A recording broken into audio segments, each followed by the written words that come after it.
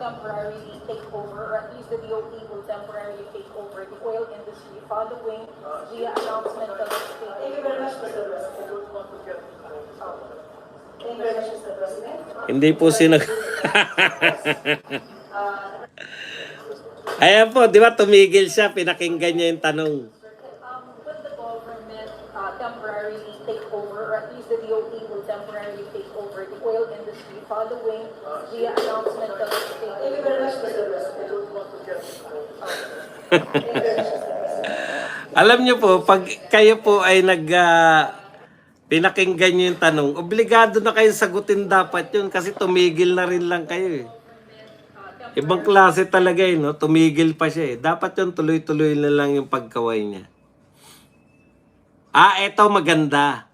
Eto last na to. Last na ba? Hindi, meron pa pala eh. Sige, tapusin na natin to. Total matagal-tagal ako magpapahinga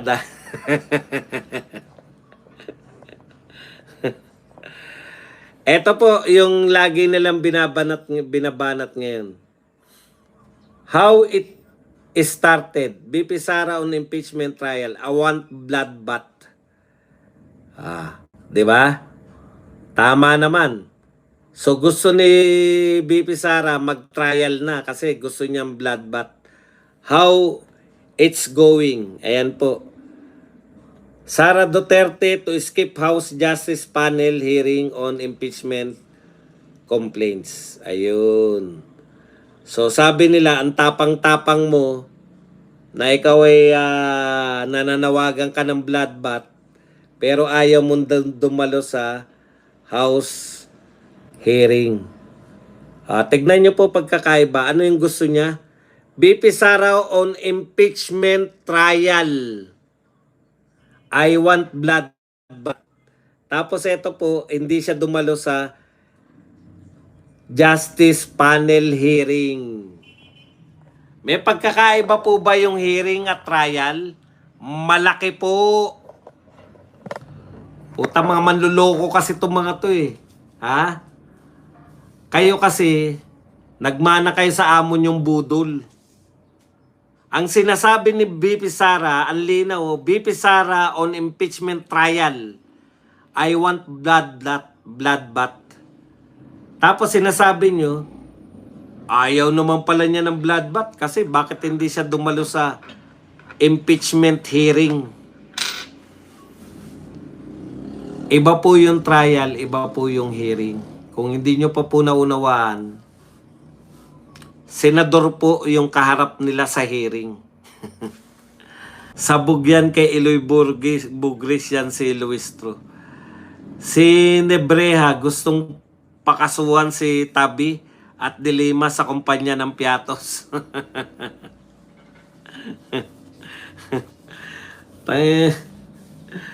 Walang ano yun, no? Walang katuturan.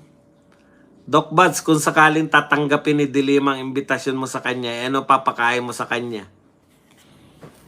Ay, madali lang po magpakain. Order lang tayo ng aling banangs. Nahuli ako. Boss Baz, paano naman yung frozen assets ni Pacquiao?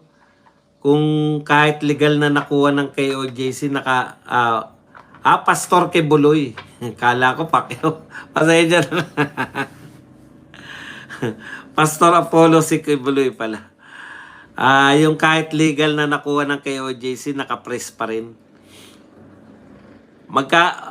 Bayaan nyo po, talagang dito, wala po tayong aasahan sa gobyerno na to. Pero syempre, kung makakausap nyo nga si Pastor bilib ako kay Pastor, na kung ako siguro yun, no, pucha, wala na ako, araw-araw na akong nagwawala. Bakit tayo ginaganito? Iba talaga yung yung anong tawag doon, yung alagad ng Diyos. Pasensya na, hindi ako religious, pero makikita mo talaga sa kanya, hindi katulad nung isang nagsasabing pastor siya. Na panay kademonyohan yung alam, si Pastor Abante. Pero talaga, Wala siyang galit sa katawan na ano, parang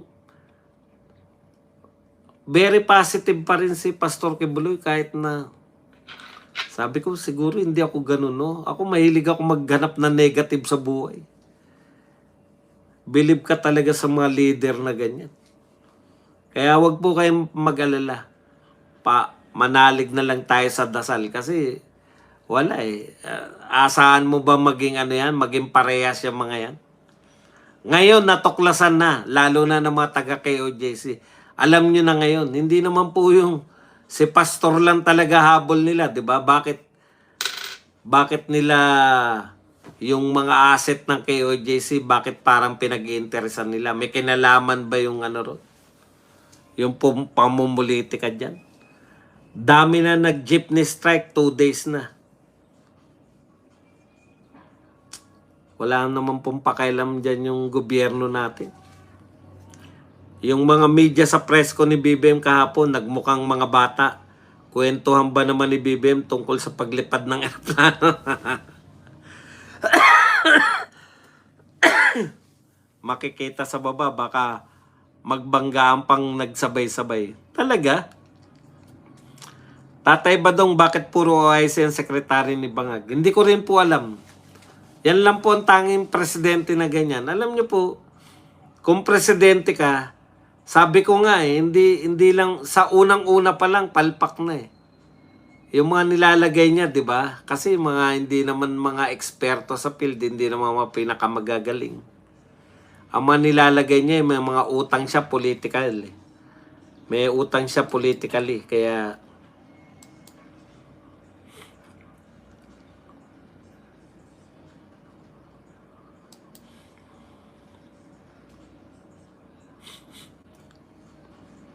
ikaw lang ang pinapanood ko, boss, kasi magaling mga paliwanag mo.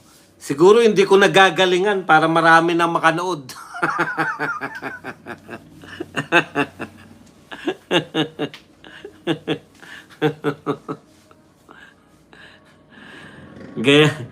Manggagaya na lang ako ng marami nanonood. Meron nga mga ano lang, no?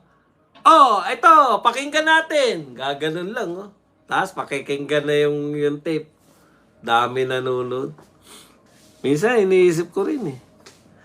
Diyan, napakahirap ng ginagawa ko eh. Yung mga marami nanonood. May AI lang na ano. Ayan! Ginanano naman sila ni Marcoleta. Pakinggan natin. Sasalita na si Marcoleta. Putang daming views na. Si Badong, hirap na hirap. Puta, may mga... Ano ang meaning ng polluted witness? Bakit hindi ka panipaniwala ang polluted witness? Puta, may mga ganun pa eh. Samantalang yung... ito, pakinggan po natin ngayon itong mga... nangyari sa Senado kanina. Oh, pasok, Marcoleta. Puta, pa-play na si Marcoleta. Para mahaba-haba, pahinga natin. Magpahiyang na lang tayo mga ilang araw siguro. Pag normal na ang lahat. Hindi po kayo ang inaano ko, yung mga ano. Kayo nga, nagtsatsaga na nga sa akin. Hindi po kayo pinagagalitan ko, sarili ko. Hindi ako makasabay eh. Hindi ko hawak ang beat. Hawak mo ang beat. Alam niyo pala, yung hawak mo ang beat, puta, ganun ka-powerful yung AI, oh. Ang dami raw nagre-research, sino kumanta, sino yung singer. Walang ma-research, di ba? Ngayon, ang paniniwala ngayon, yung hawak mo ang beat, ay AI. Create siya ng AI. Ang galing, no? Puta, meron ng hit yung AI na hindi natin pare-parehong alam. Teka, tanong nga natin. Alam niyo ba yung hawak mo ang beat? Hawak mo ang beat. Hawak mo ang beat. AI pala yun. Teka, tignan natin kung ano. Is hawak mo ang beat. AI created. Tanong na nga natin dito kay AI. Para may... Sino naman sabing mag-iwan mo? the entire track was generated by AI. Tignan nyo! While often associated with DJ Mogo, the song relies on algorithm to stimulate both vocals and musical arrangement. And the internet didn't hesitate. Within 24 hours, the track dominated TikTok. Antindi. No? Ganun na yung AI. Nakakagawa na siya ng hit. Sino kaya gumawa niya, no? Pucha, laki na siguro ng kinikita niyan.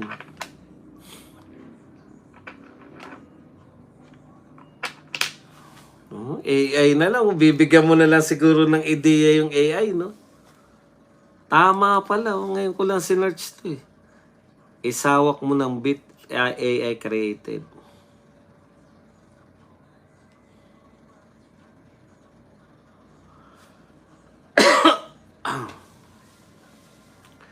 Pati pala yung vocals, hindi tao, AI din. Ang galing.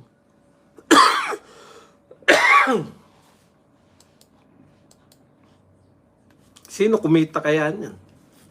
Tatay Badong sa Saba, sasayaw, kantang hawak mo ang brief. Hawak mo ang brief. Kayo ni Boss Dada, pinapanood ko kasi puro mura at paliwanag. Hindi naman ako gaano nagmumura eh. Boss Badong, nagwapuan ako sa'yo kaya pinapanood kita. Naniniwala ka ba? Hindi. Boss Badong, natatawa ako sa Comedy on Justice. Parang cartoon showtime sila Laila, Luis Tro, Bugs Bunny. Mula yun sa It's a Beautiful Life na music. It's a Beautiful Life. Oo nga, no? Boss Bats, wag mo kaming iiwan. Mahal ka namin. Sino ba may sabing iiwan ko kayo?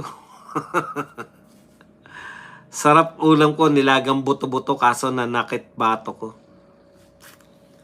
Wala namang mabilang kasi rito na sariwang Panay, ang uso na sa mga palengke, no? Nakakaloko din eh. Kasi pag nakabili ka na ng frozen, ayaw mo na eh. Iba talaga yung lasa ng bagong katay sa frozen. Ace of Base. Brief ang sabi ng Flip. Tatay Badong, sobrang sikat mo. Nakakarating ka sa Bicol Vlogger. Nagpapahiyang lang si Tatay Badong, hindi magre-retiro. Hanggat nakakapagsalita ako, pwede ko mag-vlog, no? Kita rin yan. Hindi po ako nagtatampo. Niloloko ko lang kayo. Kung nagtampo ko, di kanina pa ako umalis. Joke lang. Boss Bas, manood ka pa ulit ng mga pinapako sa krus tulad nung last year. Kaso baka ma-high blood ka ulit. Hindi, yung misis ko misis ko yung na ospital nun. Sobrang init eh. Siguro pag pupunta ko, ako na lang. Hindi ko nasama misis ko. Felix, Boss Bad, sa totoo lang, ikaw ang unang vlogger na napalo ko. Yun yung panahon na wala pang 100 nanonood sa'yo. Sir, paano ba palitan ng presidente? Pag nag-expire na po yung presidente, papalitan na po siya ng, sa pamamagitan ng eleksyon. Pero kung pwede po rin siya mapalitan kung siya po ay magre-resign, nagkasakit at hindi na kaya, natigok, yun. Papalitan po siya automatic ng vice president. Possible ba mawalan tayo ng electricity? Oh, brownout, blackout. Tampong pururot yan. Hindi. Hindi magre-retiro si Tatay Badong kasi magiging president pa si Inday. Sarap-sarap mag-vlog eh. Iniisip po ka. Kaya po, papasok ako ng SMNI. Sabi ko, siyempre ang init, no? Sobrang init, nakapayong ako. Nilalakad ko lang SMNI dito sa dito sa kuta ko eh. Iniisip ko, putya. Kasi tamad na tamad akong pumasok kahapon eh. Parang kulang ako sa tulog. Sabi ko, putya, kakatamaran ko pa ba to? 1 oras at kalahati lang magdadaldal, 1 oras kalahati lang, kita na, no? Napakaswerte. Yung minsan, yung parang tatamarin ka. Pag bigla mong inisip na, swerte mo naman ba dun sa trabaho mo, 1 oras at kalahati, minsan 2 oras. Yun lang ang trabaho. Putya, pangarap lang ng iba yan eh. Yung mga 8 oras, hindi pa sapat dahil mag-overtime pa. Di 10 oras magtatrabaho. Samantala ikaw, 2 oras, yung trabaho mo naman pagbablog, parang hindi ka naman nagtatrabaho. Di ba? Minsan iniisip ko, oo nga, no? Sir, nasa batas po ba yung mini trial? Wala naman pong salita nun. Pauso lang yan ni Luistro. Pero kung ang tinatanong po, constitutional ba yung mini trial o yung trial dyan na ginagawa nila?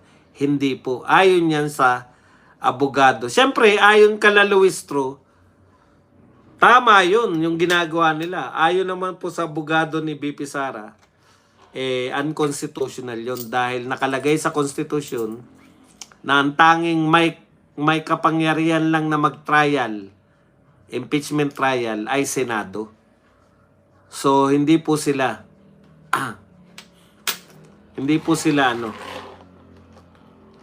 constitutional. Tayo po, naniniwala tayo doon na ang constitutional. Kasi, sufficient in form and substance. Di dapat pasa nyo na sa Senado. Si Argiota nga kasama sa Banateros, magaling kasi. Yan. BP Sara's defense team are going to SC kasi ang ginawa nila kahapon ay unconstitutional. Correct.